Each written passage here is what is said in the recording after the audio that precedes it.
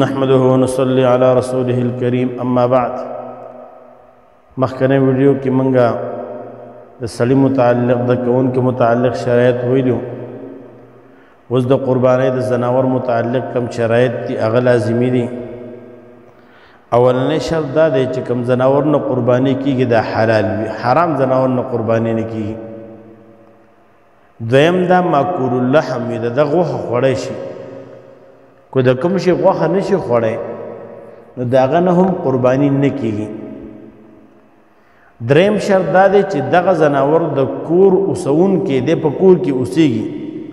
یو سړي ښه قیمتي اوسۍ واغسته د هغې غوښه خوړی شي لیکن هغه د کور زناور نه دی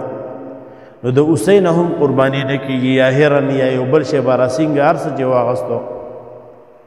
نو چونکې دغه د کور اوسونکي زناور نه دی په کور کې اوسېږي نه د دې وجې نه قرباني دې نه کیږي دغه رنګې د مرغو نه د بانګیانو نه د چرګو نه هم قرباني نه کیږي د کومو زناور نه چې قرباني کیږي هغه شریعت بیان کړي دي هغه اوښه ده غوا میخه ده سنډه او دغه رنګې غویی دی بیزه ده پیسه دی او ګډ دی او ګډه ده د دې نه ماسوا د نور هیڅ شي نه قرباني نه کیږي بعضې خلک وایي د کال بانګي د کال د بانګي نه قرباني نه کیږي اوس کیږي د اوښ نه نو د اوښ دپاره شرط دا دی چې دا د 15 کالو وي او د دې نه سوا کو د 15 کالو کې د دې اوښ یو ورځ هم کمه و د دې نه قرباني نه کیږي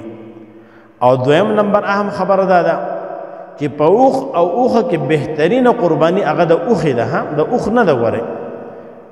او بیا د هغې نه بعد غوا ده او میخه ده غویی دی او سنډه دی د هغې دپاره شرایط دا دي چې هغه د 2 کالو وي د 2 کال نه سوا وي نو که چېرې د 2 کال نه یو ورځ هم کمه ده نو بیا دې قرباني نه کېږي غاښونه لازم نه دي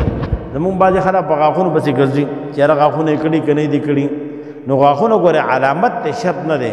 په دې باندې به یې پېژني چې یاره دا د 2 کالو دی علامت ته شرط نه دی چې خامخا د ده به خامخا راخېږي بعض زناور دغه 3 کاله وشي لیکن دغه نه راخېږي نه راخېږي لازمي نه ده هم نو غاښ لازمي نه دی د مالک ګواهي لازم دی چې مالک ګواهي وکړي چې او دا کم زناور چې دی دا د 2 کالو دی نو په غوا کې او په میخه کې 2 کاله یا د دې نه سوا او دلته یو د دې خبرې وضاحت کوو زمونږ د پښتنو کې یو غټ مصیبت دی هغه دا دی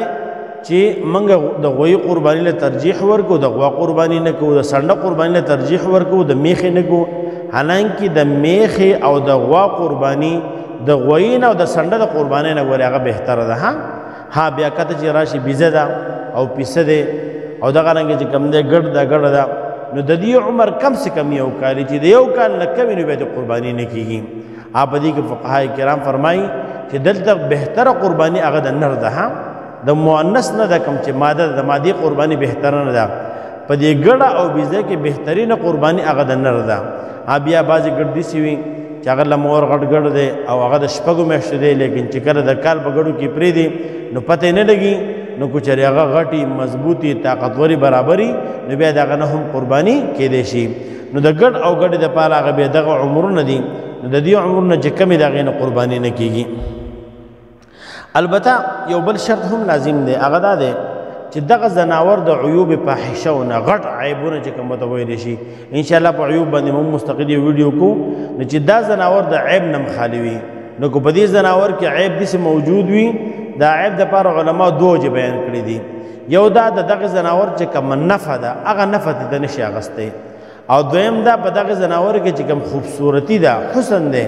هغه حسن پې ختمیږي نو د دغه زناور نفع چې په کوم عیب باندې ختمیږي او د دغه زناور حسن چې په کوم عیب باندې ختمیږي چې دا قرباني د دغه عیب نه پاکي اله به قرباني کیږي او که داسې عیب پکې چې د نفع ختمي او چې داسې عیب پکې چې د دو هغه حسن ختمي نو بیا د دې نه قرباني نه کیږي وما علینا الا البلاغ